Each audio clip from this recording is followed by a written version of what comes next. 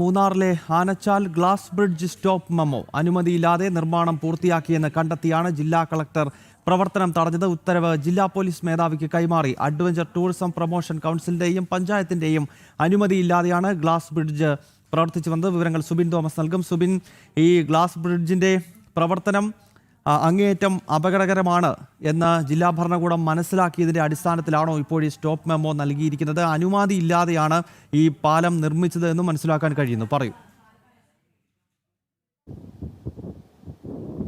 കൗൺസിലിന്റെയോ adventure tourism promotion കൗൺസിലിന്റെയോ യാതൊരുവിധ അനുമതിയും ഇല്ലാതെയാണ് ദേവികുളം താലൂക്കിലെ കുഞ്ചത്തണ്ണിയിൽ ആനച്ചാൽ ടൗണിന് സമീപത്തായി ഒരു ഗ്ലാസ് ബ്രിഡ്ജിന്റെ നിർമ്മാണ പ്രവർത്തനങ്ങൾ പൂർത്തീകരിച്ചത്. ഇതിൽ എടുത്തു പറയേണ്ട ഒരു കാര്യം എന്നുള്ളത്, 3-ാം മാസത്തിൽ 1-3-2025 ഗ്രാമപഞ്ചായത്ത് ഈ ഒരു നിർമ്മാണ പ്രവർത്തനങ്ങൾക്ക് സ്റ്റോപ്പ് മെമ്മോ നൽകിയിരുന്നു. എന്നാൽ ഈ സ്റ്റോപ്പ് മെമ്മോ ഒന്നും വകവയ്ക്കാതെയാണ് ഈ ഗ്ലാസ് ബ്രിഡ്ജിന്റെ നിർമ്മാണ പ്രവർത്തനങ്ങൾ പൂർത്തീകരിച്ചിട്ടുള്ളത്. ഇതുമായി ബന്ധപ്പെട്ട് പരാതി ജില്ലാ കളക്ടർക്ക് ലഭിച്ചിരുന്നു. അല്ലെങ്കിൽ അതുമായി ബന്ധപ്പെട്ട റിപ്പോർട്ടുകൾ റവന്യൂ വകുപ്പും ഈ ഒരു ജില്ലാ കളക്ടർക്ക് നൽകിയിരുന്നു. ഇതിന്റെ അടിസ്ഥാനത്തിൽ വിശദമായ അന്വേഷണം നടത്തുകയും ചെയ്തു.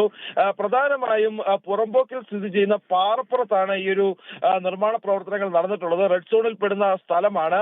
അതോടൊപ്പം തന്നെ മണ്ണിടിച്ചിൽ സാധ്യത ഉള്ള ഒരു പ്രദേശം കൂടിയാണ്. അവിടെയാണ് ഇത്തരത്തിലൊരു നിർമ്മാണ പ്രവർത്തനം യാതൊരുവിധ അനുമതിയും ഇല്ലാതെ നടത്തിയത് എന്നുള്ളതാണ് ഏറ്റവും പ്രധാനപ്പെട്ട ഒരു കാര്യം. അതോടൊപ്പം തന്നെ ഈ ഒരു ഗ്ലാസ് ബ്രിഡ്ജിന്റെ മാനദണ്ഡങ്ങൾ പാലിക്കേണ്ടതായുണ്ട്. പക്ഷെ അത്തരത്തിലുള്ള മാനദണ്ഡങ്ങളൊന്നും പാലിച്ചിട്ടില്ല. പ്രധാനമായും ഇരുമ്പ് തൂണുകൾ ഉപയോഗിച്ച്